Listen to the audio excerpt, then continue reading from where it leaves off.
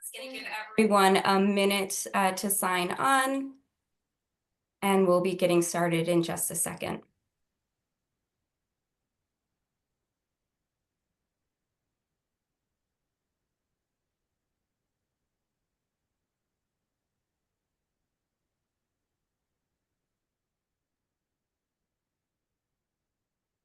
So good afternoon, everyone, and thank you so much for joining us to learn more about the Great Lakes St. Lawrence Legislative Caucus, or as we call it, the GLLC. I'm Jess Leinhardt. I'm the director of the caucus, and I just wanted to set a few reminders for the session. This webinar is going to be recorded, and the slides and the recording will be posted on the GLLC website next week. If you have questions, feel free to put them in the Q&A box while we're going, or we will take questions at the end of all the presentations, and at that point you can use the raise hand function or continue to use the Q&A box. At this point, I am excited to introduce the GLLC Chair, Illinois Senator Laura Fine, to lead our discussion today. Thank you, Jess. Good afternoon, everyone, and welcome to all of my colleagues from across the basin. And thank you for your interest in engaging with us on Great Lakes policies. Our region has a strong history of partnership and collaboration, especially when it comes to the environment and the economic health of our lakes. State and provincial legislators play an essential role in the policymaking process, and the GLLC is here to help coordinate regional action, provide education, and build relationships. The GLLC is a binational, nonpartisan organization led by the Executive Committee with members from each of the 10 states and provinces in the Great Lakes region. Membership is free and open to all legislators from those states and provinces, not just those with districts in the watershed, since all legislators vote on the bills that impact the Great Lakes St. Lawrence River Basin. The GLLC is the only Great Lakes organization focused on supporting the work of state and provincial legislators, and our priorities and activities are driven by and responsive to all of our members. We have a mix of legislators from across the basin on the session today, some who are already members of the GLLC and are looking to take the next step in becoming more involved, and others who are prospective members. Throughout this session, we are going to cover the work of the GLLC, opportunities to engage, and how you can advance your Great Lake priorities in partnership with the organization. I can say with all certainty that my involvement in the GLLC has made me a better legislator. With the information gathered and the relationships built at GLLC meetings, I was able to pass legislation having to do with issues like coal tar and PFAS, as well as gain valuable perspective on federal and binational governments. What is so important on these meetings is not only do we get a chance to meet people who have similar interests that we have in protecting our lakes, but we all know it's a team effort. And if one state does something positive, it's so important that others follow suit. And we are able to not only form these relationships, but make sure we have the experts available to help us make sure we can do what we can to protect our watershed. I'm happy to be joined today by some of the members of the GLLC Executive Committee to help cover all of the activities of the GLLC and to share a bit about their experience with the organization. First, I'd like to pass the session over to our Executive Committee member from Quebec, M&A Gendron, to talk about the binational aspect of the GLLC. Thank you so much, Senator Fine. For those of you who I have not gotten the chance to meet yet, my name is Marie-Belle Gendron, and I'm a member of the National Assembly of the Province of Quebec in the constituency of Châteauguay.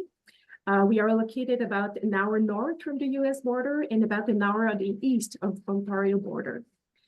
We are in the suburbs of Montreal and separated from the St. Lawrence River.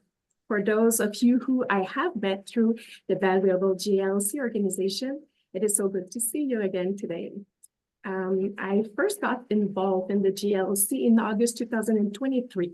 And more recently, I attended at the GLC meeting in Duluth, which has a significant impact on the way I discuss issues regarding the Great Lakes and St. Lawrence River with my colleague back home.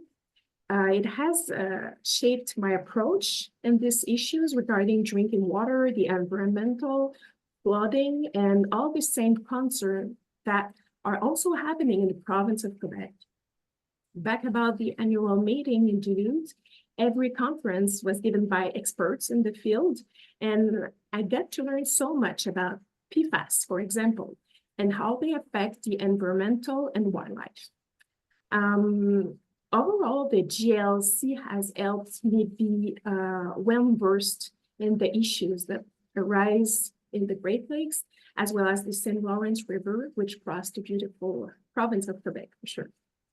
As Senator Fine mentioned it, the GLC is a binational Canada-US organization that involves every province and state that is a part of Great Lakes and St. Lawrence River Basin.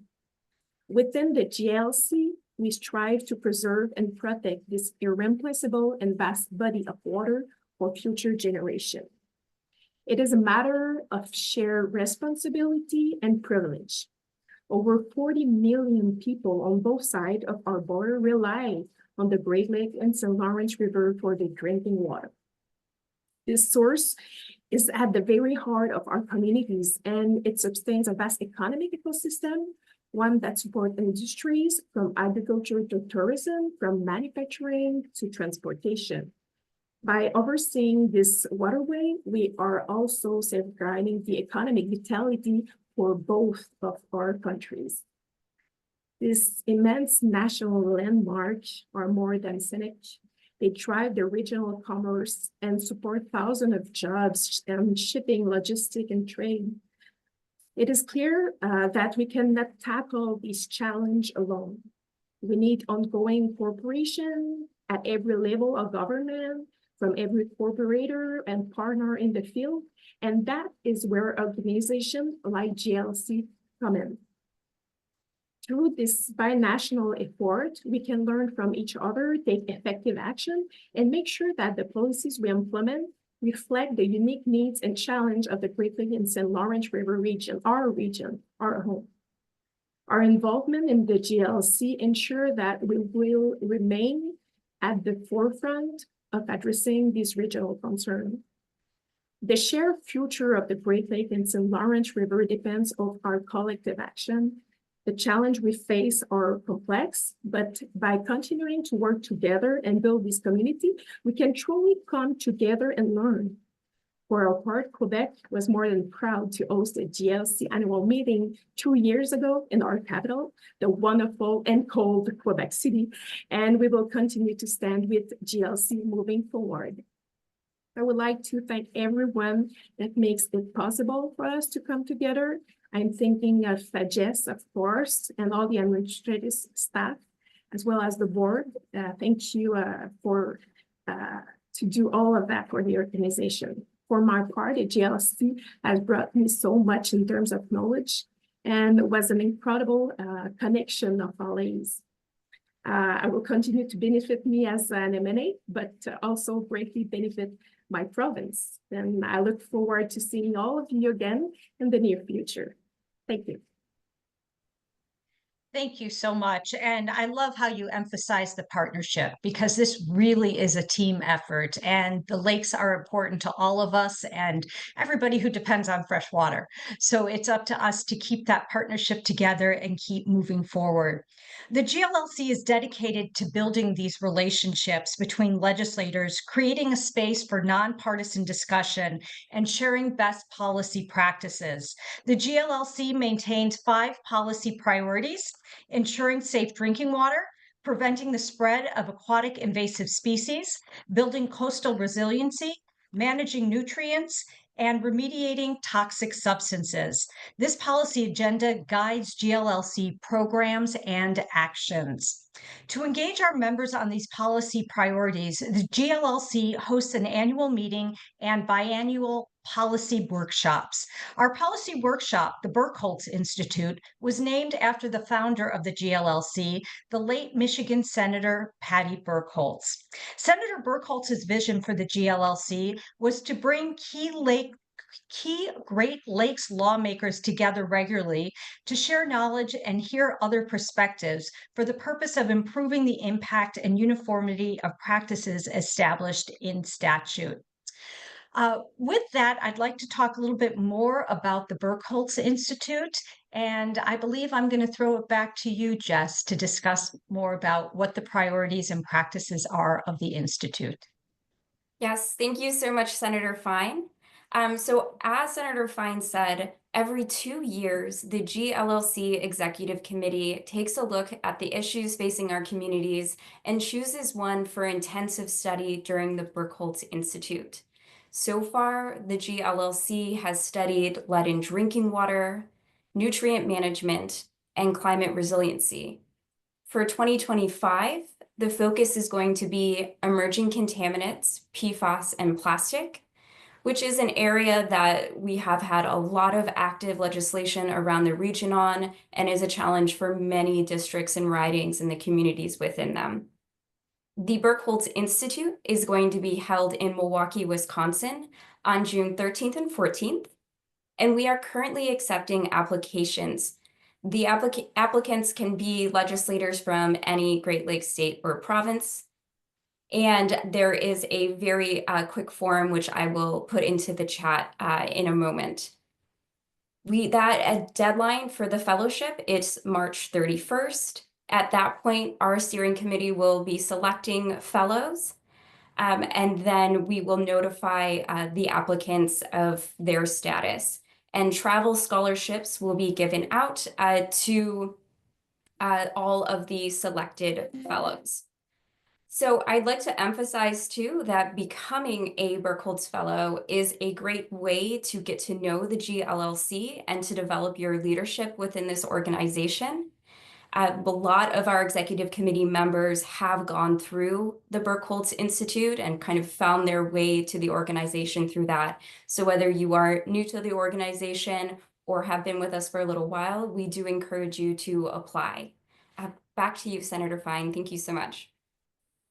Thank you. And I want to emphasize too that don't be intimidated to apply because you don't feel like you know enough about the issues, because that's exactly what the Institute is about, is to educate you about what those issues are. It's a really deep dive into topics that we've all come up with because they are so important and we want to learn more about it.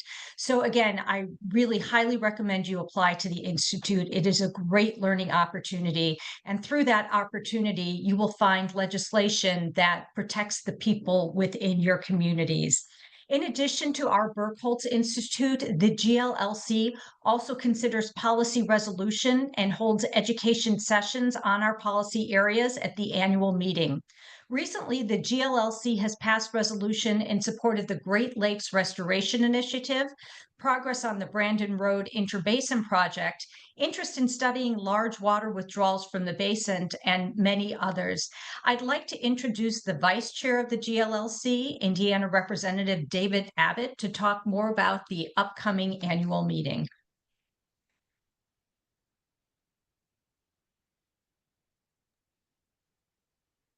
Representative Abbott, are you able to unmute?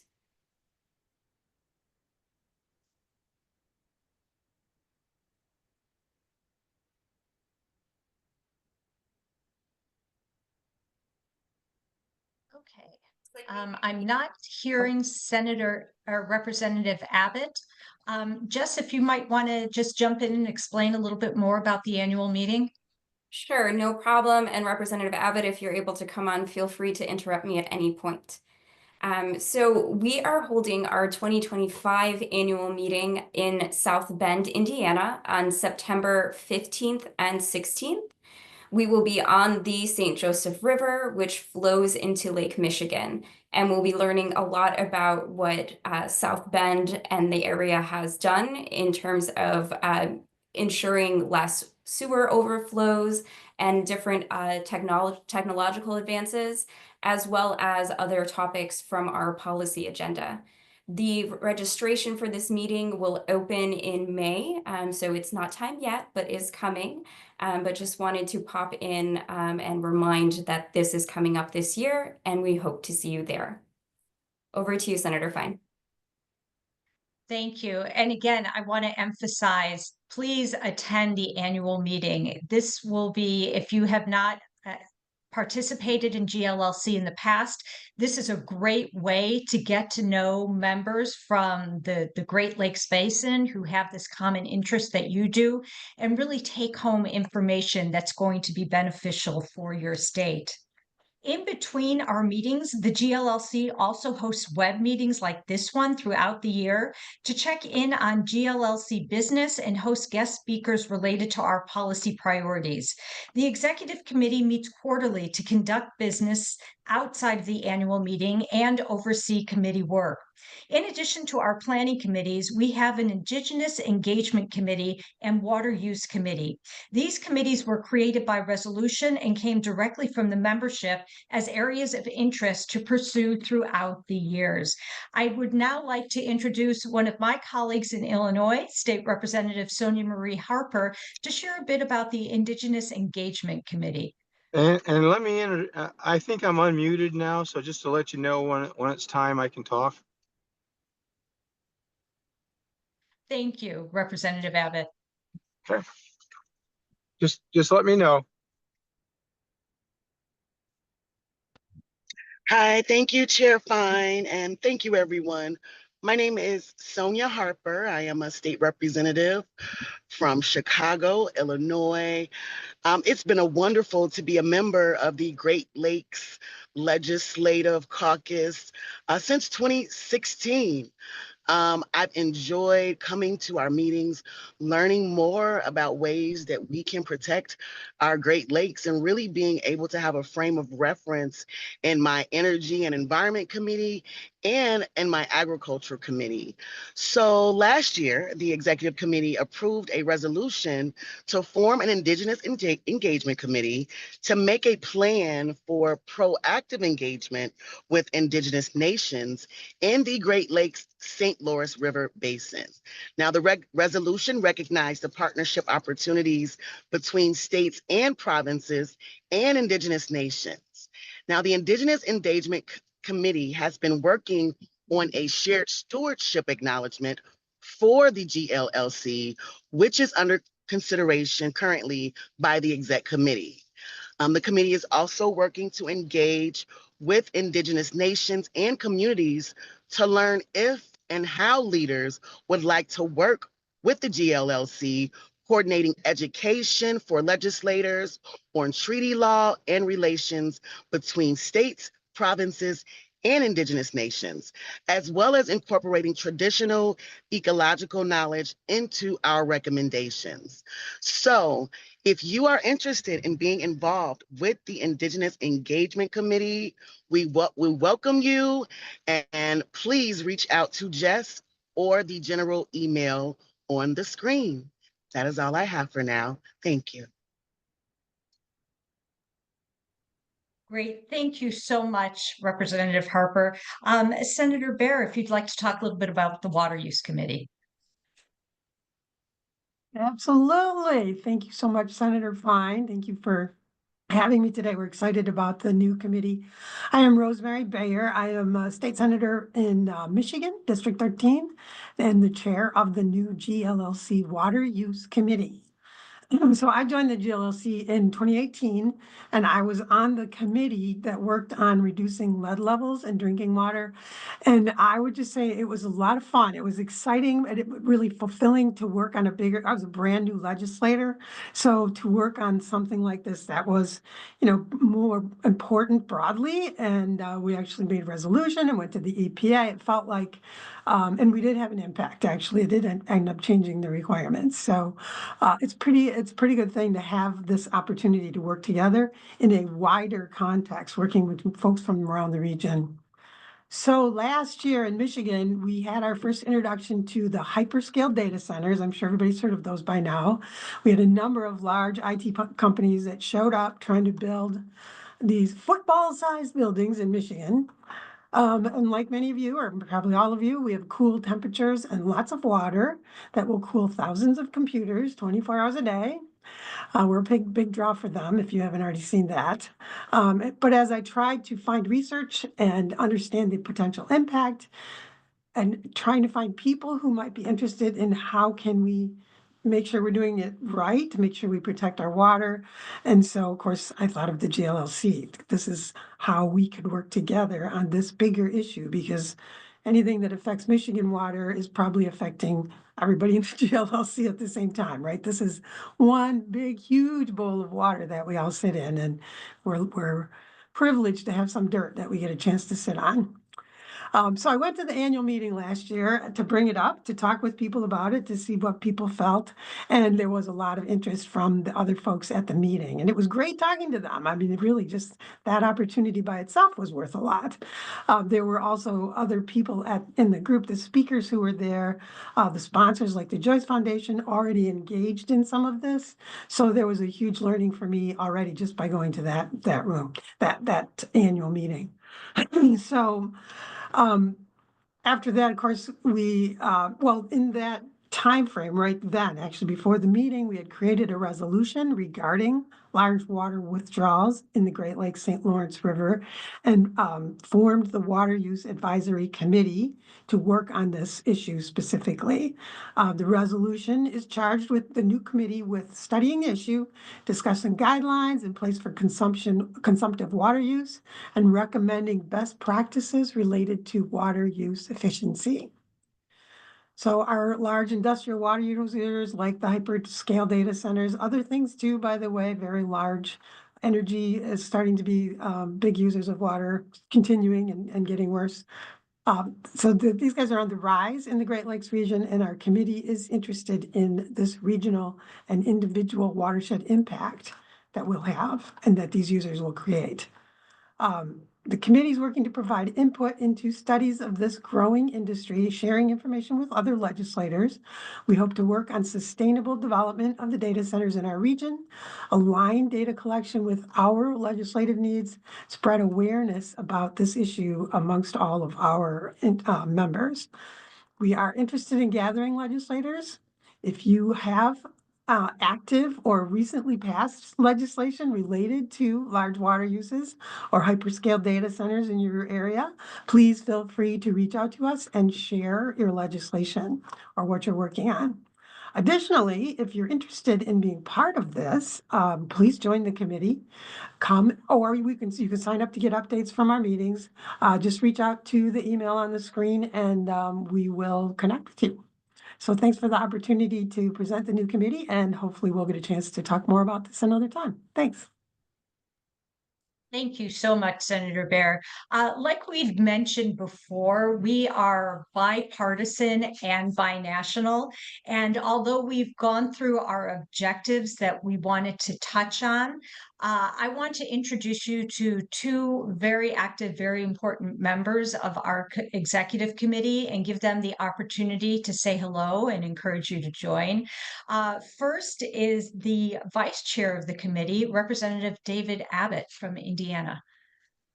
Well, thank you very much for having me on. I apologize for the audio problems. I've been in meetings all morning and I hopped in the car and I couldn't get the audio to work. So I am driving at this time, but don't worry, I'm hands-free and I have my video off so I can concentrate and drive. But I'm happy to be elected the vice chair at the last annual meeting. I am from the state representative from the northern part of Indiana, District 18. I've been involved in water since about 1984. I lived on a lake and I moved there for the purpose of enjoying the water with my family. I got involved very early on with our lake association. And then eventually I moved into my town council as a member, president, and then county commissioner, and now state representative. And I've been carrying that passion with me for years because the importance of clean water and what that has to do with our state and the Great Lakes. And quality of life and how that ties into not only just quality of life, but also our business environment and our economic development. They're all tied together. So I have found over the years that we have done numerous studies and reports, and we are now at the point in Indiana where we're starting to implement policies. And this is really key to two different points, really. And this is nutrient management and also these high usage or water consumers, for instance, data centers. I'll touch briefly on the data centers first. We started a commission a couple of years ago, it was the Governor's Commission, to study what our water sources and our aquifers were so we could do better management of where data centers are located and set priorities for areas that do have resources available to avoid piping from other.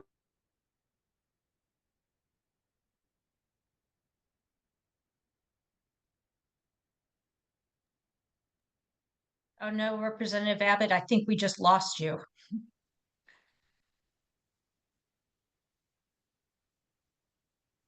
Gallons of water per day. And unfortunately, before this was put in and started to be developed before we knew where resources really were. So we're forced now to look at piping the water to a nearby, about 50 miles away, actually, to get this data center and all the other industries up and running.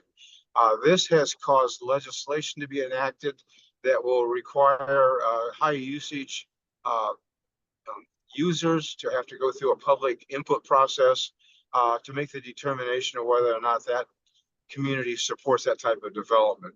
Now, what we did with and I'll try to keep this short because if I get going on this, I'll never stop. But we did create a process now where we are trying to manage this in a responsible way.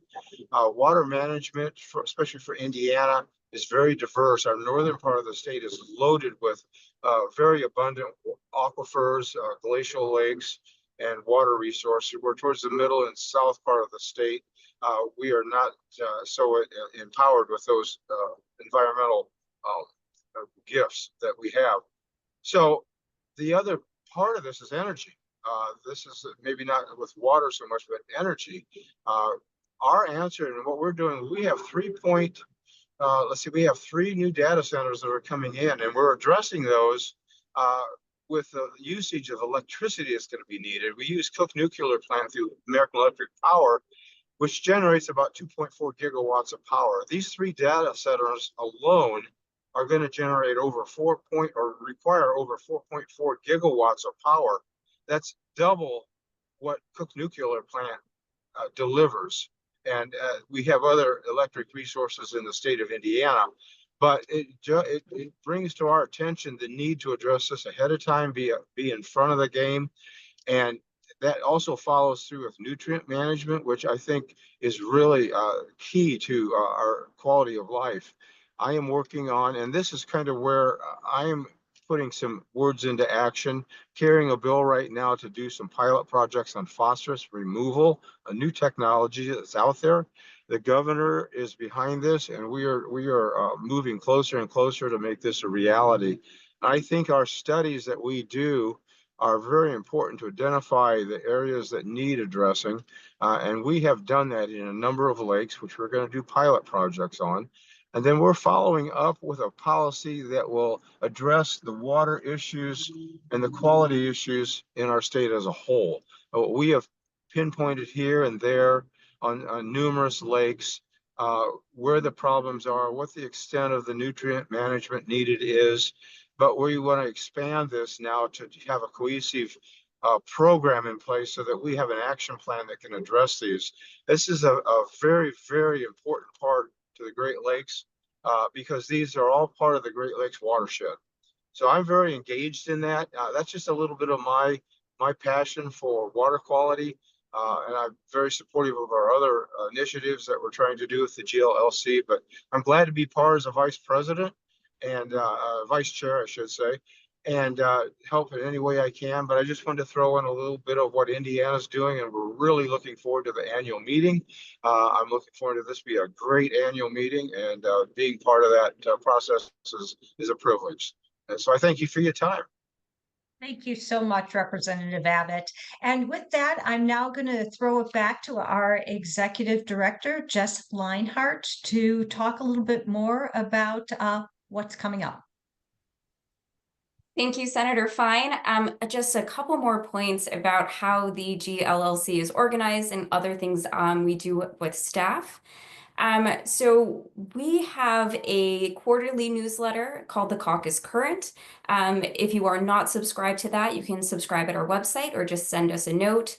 We provide updates about what's going on in the basin as well as GLLC activities.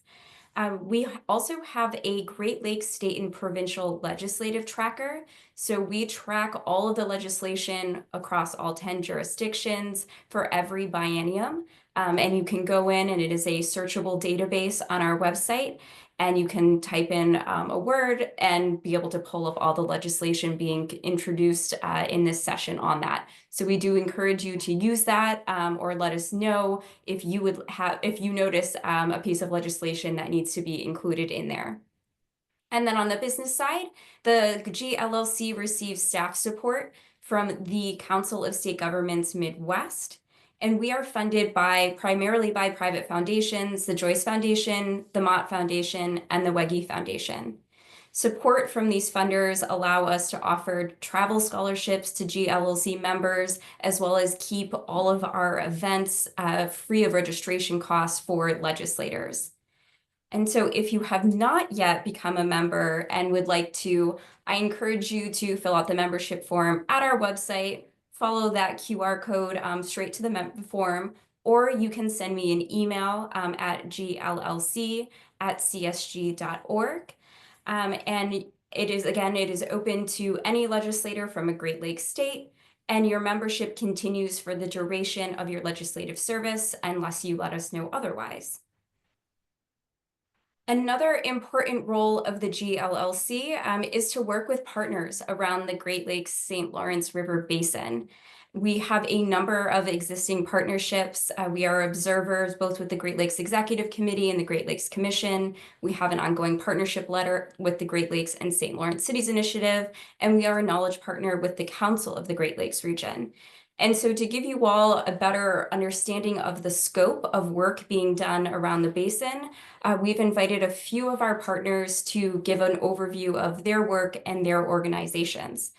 So first, I'm going to introduce Eric Brown, who is the Senior Advisor for External Relations with the Great Lakes Commission, to share a bit about the GLC.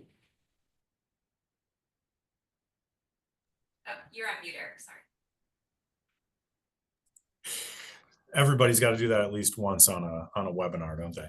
Well, thank you, Jess, and thank you all for inviting me to be a part of this webinar today. I agree with Senator Fine and Emine Gendron and Rep. Harper as well. There's a lot of good stuff going on at GLLC, and I was pleased to see a lot of your overview slides and the areas of focus that you all have. They mirror up really well with the Great Lakes Commission, and we're proud to be a partner of the GLLC, and in many ways. And I'll just tell you a little bit about us here today, and we'll look for ways to work together in the future. So Jess, could you take it to the next slide, please?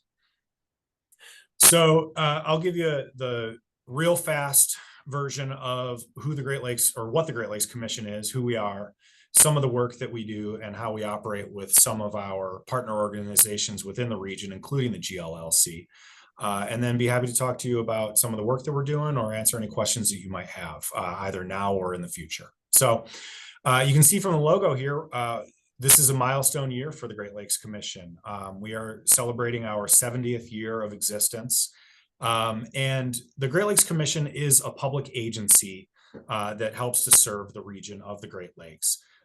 We are an interstate compact agency. You all may be familiar with that mechanism.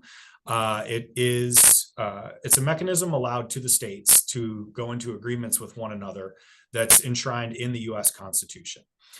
So in 1955 and leading up to 1955, the 8 Great Lakes states on the U.S. side of the Canada-U.S. border decided they needed to create a forum so that they could work together on issues of importance for the Great Lakes. And this coincided with the opening of the St. Lawrence Seaway to ocean-going vessels. So you can see back in the 1950s, there was already recognition that this region needed to pull together as we were opening up to the world. And I think, over the intervening 70 years, of course, it hasn't been linear, but we've seen a lot of progress as a result of that. Our region has grown quite a bit, and the business and the trade and exports, imports that go through the Seaway into the Great Lakes region have been really important to our economic growth over the last 70 years. So you may all be also familiar that the interstate compacts, which go into force when they are enacted in state law. So we are enshrined in each of your state's laws if you're a U.S. legislator. And Congress is required to provide consent to the organization of an interstate compact. So that occurred for us in 1968. So we're enshrined in both state and federal law. Ontario and Quebec are part of our commission as associate members, and they signed a declaration of partnership to create that relationship in 1999. So there is a key difference in structure, but not necessarily in practice. Our Ontario and Quebec commissioners are associate members, so they don't pay dues and they don't officially have votes on commission business, but they are otherwise full participants in our work, and we consistently look for ways to integrate the binational jurisdictions more and more year by year.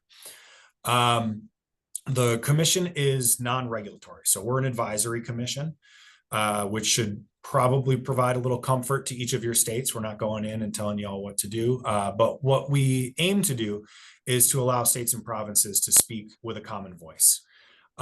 And one of the ways in which we do that is through federal advocacy. So we don't, y'all, when you interact with a commission, you aren't necessarily triggering any, action within your state, but it's a good place to sort of share challenges, successes, look for partnerships, and think about the region as a whole.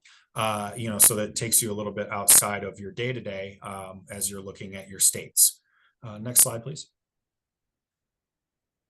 So who are the Great Lakes Commission, you may be wondering. We are made up of commissioners from each of the states and provinces, and it depends on your implementing legislation, how your commission delegations are constituted.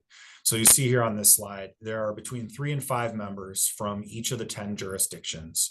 The appointments, some of them are statutory. So in the state of Ohio, for instance, the directors of the DNR and the EPA are both statutorily commissioners.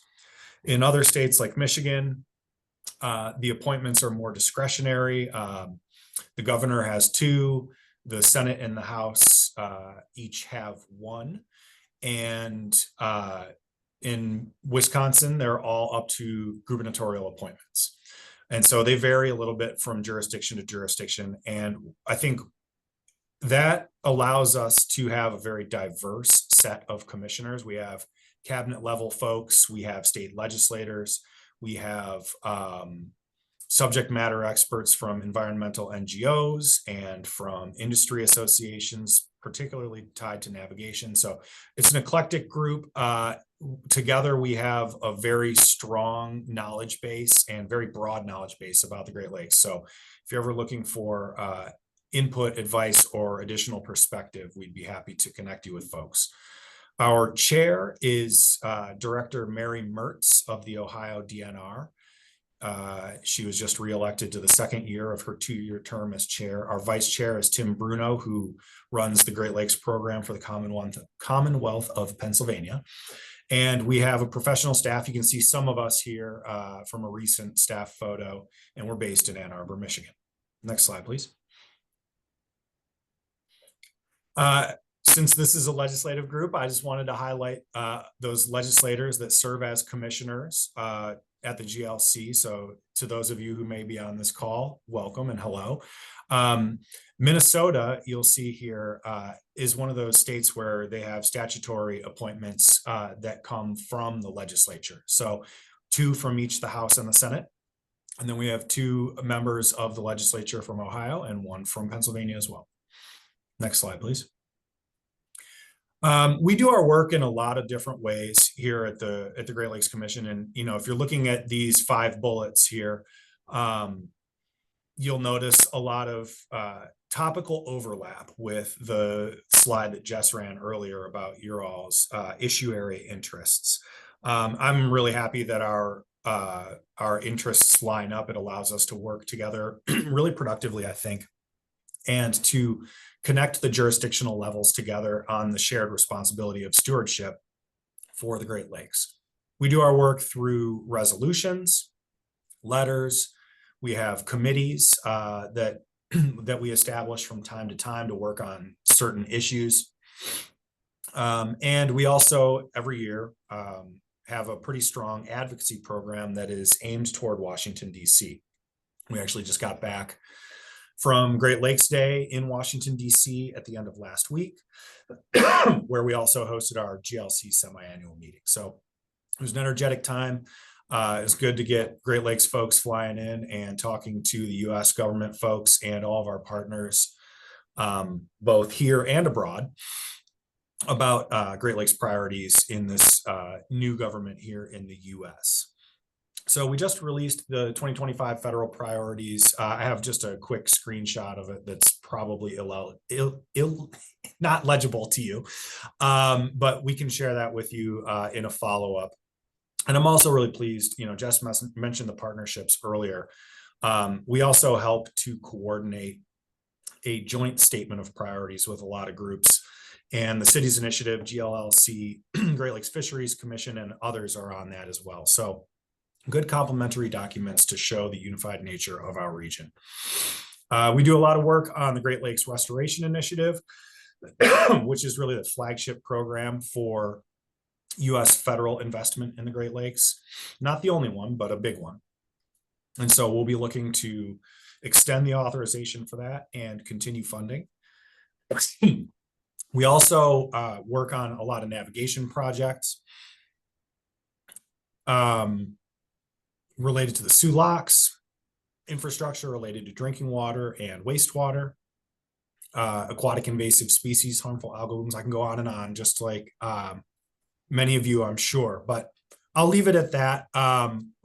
Like I said, we have a lot of overlap, and we're happy to help you all, you know, extend your voices to DC as well. We know that there's a lot of state federal coordination that is required to carry out these important programs for the Great Lakes. And we'd like to help you all make sure that those programs work smoothly in each of your jurisdictions. I know I'm at time, so I can just breeze through this. I just wanted to show you that there are also other binational commissions in the Great Lakes region. You all are probably familiar with the International Joint Commission and the Great Lakes Fishery Commission. Both of those are treaty organizations. So they start from the federal level and come down sort of to the subnational. We're an interstate compact agency, so we started the subnational and sort of work with the federal. So we're both sort of in that gap between the two jurisdictional levels, but we work really well together, and we actually signed a formal MOU with each other just a year ago. So I think the next slide may just be my contact information, and I believe that these slides will be shared with you all after this webinar. I'd be happy to chat with any of you at any time if there's anything you're working on that you would like some feedback from a regional perspective, and someone who's been doing this for a few years now. I'd be happy to lend a hand, or at least just be a sympathetic ear. And I look forward to working with you all into the future. Thanks, Jess. Thank you, Eric. Now I'm going to introduce Peter Johnson, who is the Deputy Director of the Great Lakes St. Lawrence Governors and Premiers. Go ahead, Pete. Good afternoon, and thank you, Madam Chair and other members of the Great Lakes Legislative Caucus, as well as Jess. I appreciate the opportunity to talk about our work. So as noted, I am Pete Johnson. I'm the Deputy Director with the Great Lakes St. Lawrence Governors and Premiers. I've been with the organization for 26 years. And so when it was previously known as the Council of Great Lakes Governors. If you could go to the next slide, please. So this is our board of directors. We are structured, we are actually a 501c3, a not-for-profit corporation, but in our case, the governors and the premiers themselves are our board of directors. Now, on a day-to-day basis, we have a number of structures and executive committees and project teams and whatnot, but ultimately we report directly to the governors and premiers. Governor Whitmer is the chair of the GSGP, and Governor DeWine is our vice chair. Next slide, please. Our overall goal is, in the way how we focus our work is growing the region's economy and protecting the world's greatest freshwater system. So we have projects ranging from international trade. We do multi-state trade missions. We have 16 shared trade offices around the world. We do tourism work.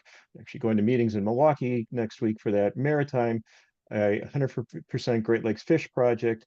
But we also work on protection and restoration and water, including water management, AIS, and our trees initiative.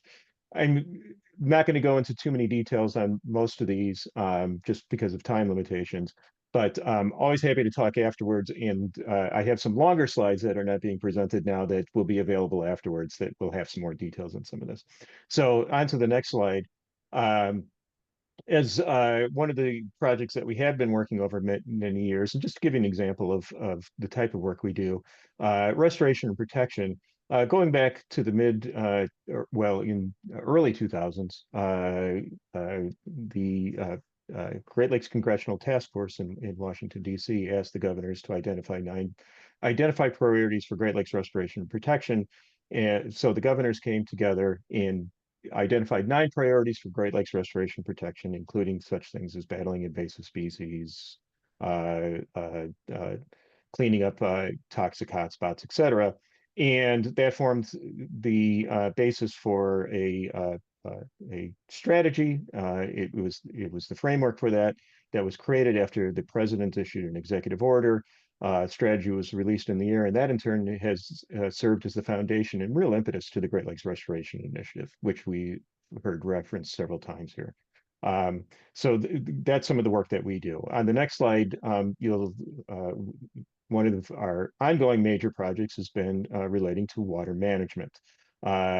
So we facilitated the development and then the implementation of the Great Lakes Compact and corresponding agreement.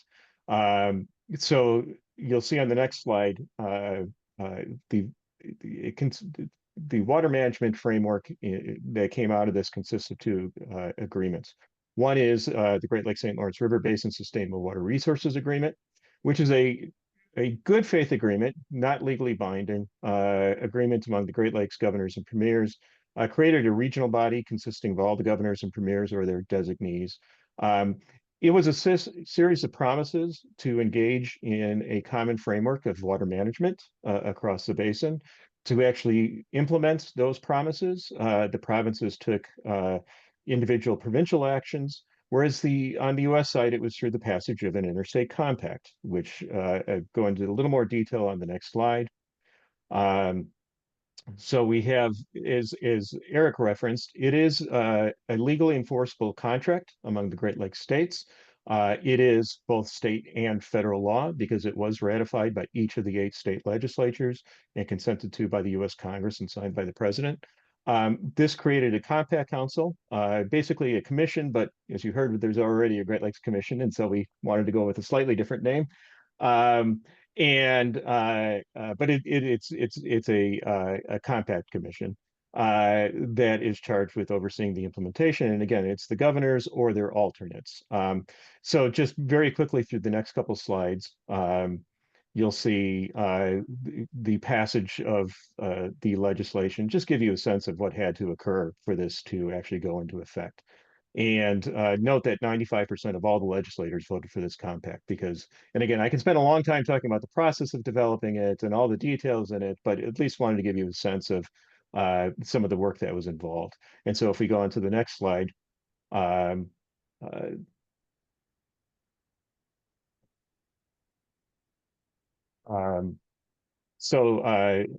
just noting that I think there was a slide that was missed, but that's okay. Dealing with congressional consent, just noting that it was passed by unanimous consent in the Senate and then passed overwhelmingly in the House. And it was a nonpartisan approach that was taken and really truly had support across the region and still do. We're quite proud of that. So some of the things that we do through the compacting agreement that you can see on the next slide include much of the work is actually done at the state and provincial level. But things are used, dealing with water use, water diversions, water use reporting, which we do with the Great Lakes Commission, water use efficiency and conservation, and then science and research. We have a science team. We do work on aquatic invasive species as well. As you'll see in the next slide, we had a trees initiative that was launched at the 2023 Leadership Summit of the Governors and Premiers. And we did a tree planting at the Legislative Caucus meeting in Duluth last year. So thank you again for hosting that. And I would encourage folks to take opportunities to do the tree planting as well. As part of that, there's the Great Lakes Green events. And again, if you have activities that are coming up, encourage you to make them a Great Lakes Green event, which makes it using sustainable practices for your meeting. So like I say, there's a lot of other projects, a lot of other things. Just on the next slide, you can see we're very proud of the work that we've done over the years and some of the awards with the following staff. If you look on the next slide, we have 7 people in our office, which is a huge expansion from past years, just because we have a lot of work to do. One last thing that I would throw out there, mentioning other meetings in Quebec City, we have our meeting of the governors and premiers taking place this fall, October 4th through 6th in Quebec City, and looking forward to working with all of our partners across the region and meeting up north. So on the last slide, you'll see my contact information. And I am more than happy to answer questions today and hereafter on any of these issues. So thank you again very much for the opportunity. Thank you so much, Peter. And next we will go over to John Altenberg, who is the President and CEO of the Great Lakes and St. Lawrence Cities Initiative. Over to you, John. Thank you, Jess, and thank you, Senator Fine, for your partnership. Looking forward to talking about a few of the things that we're working on at the Great Lakes St. Lawrence Cities Initiative, and one specific program, our Blue Green Economic Corridor, where we have an agreement with you to work on this strategy. If we go to the next slide. So just a quick understanding who we are.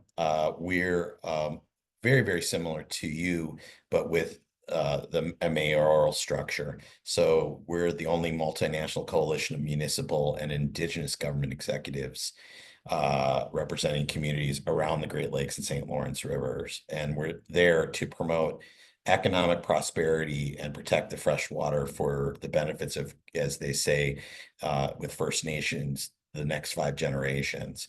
So we have 275 members at this point, including indigenous tribes, a little over a dozen indigenous tribes.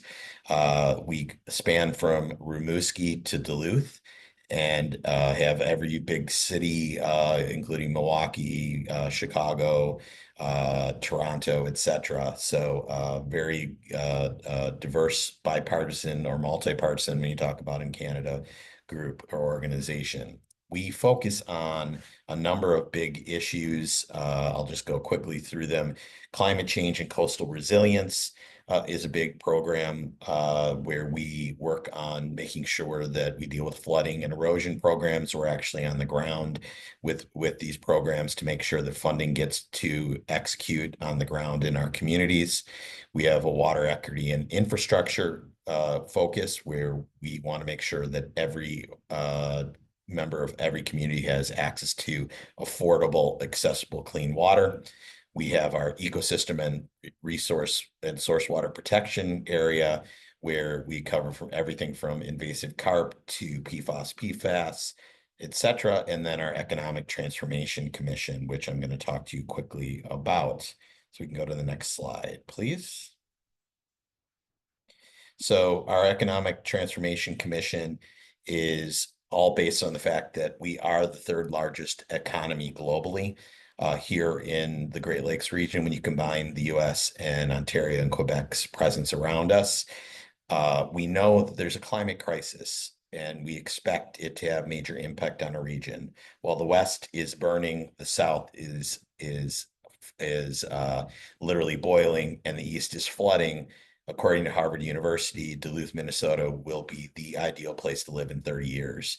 Those of you that have been to Duluth, and we were just in Duluth with you guys a few months ago, it is a very cold place in February, January, February, and March, but we anticipate that that is not going to be the case going forward. That huge change and shift, we believe, will result in our economy growing even larger, population shifting that will be dramatic. The fact is, Intel, as a company, for example, that makes microchips in Phoenix, Arizona, when it's above 35 degrees Celsius there in the summer and they have no access to fresh water, they're not going to be able to continue to do business there. So how do we prepare for the next 30 years? And we have stood up a commission led by, you can see some of the leaders there, the two Mayor Johnsons from Milwaukee and Chicago, and Mayor Plante from Montreal, but many others, to work on this growing demand with local leadership and prepare. So if you go to the next slide. This is the full list of co-chairs, and our mission is to transform the basin into a thriving blue-green economic corridor to promote sustainable, inclusive, and resilient economic development and freshwater stewardship. The idea is this is going to happen.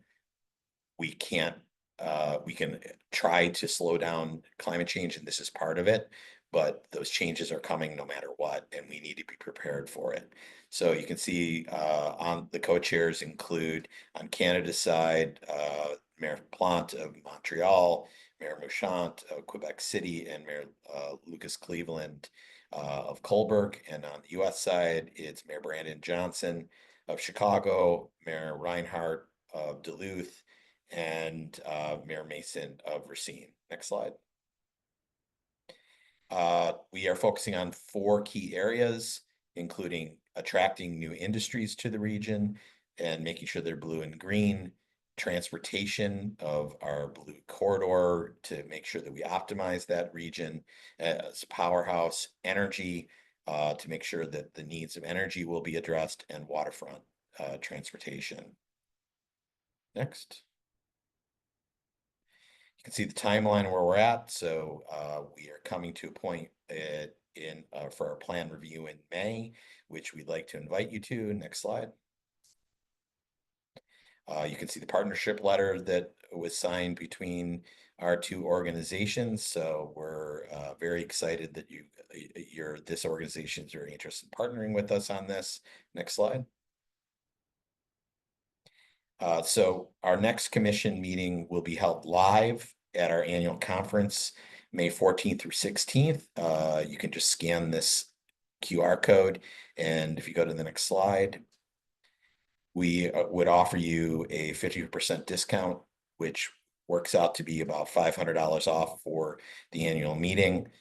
We are planning on covering a lot of other topics that I think will be of interest to you, which include sub-themes of water consumption and how communities better manage those resources, water protection, how can we lead in the approach to protect and restore our water, and water resilience, how our basin communities can combat flooding, etc. We also invite you to Climate Week, where we'll be announcing the overall plan, where we plan on actually taking the next step of having on the ground chief economic officers and actual programs to make sure that over the next 10 years, we prepare for the next 30 years. Next slide. So I know we're almost out of time, but I take any questions like the rest of your panelists. Thank you so much, John. And I don't see any questions right now in the Q&A, but we would take 1 or 2 if anyone wants to raise their hand or pop them in. But then otherwise, just give it a moment. But otherwise, I think then I will turn things back over to Senator Fine to close out the session. And I will be sending a follow-up email to all of the attendees with links to register or apply for certain programs, as well as that membership information with the recording and the slides. So over to you, Senator. Thank you. Thank you, Jess, to all of our participants today, to all of our presenters today. This is an incredible organization. I encourage everybody to get involved because it takes the team to make sure that our Great Lakes St. Lawrence River Basin are protected. So with that, please feel free to reach out to me, to Jess, or any of the executive committee members in your state or province. And please join us and work together so we can really protect our clean water system. Have a great weekend, everybody. Thanks for participating. Thank you, everyone.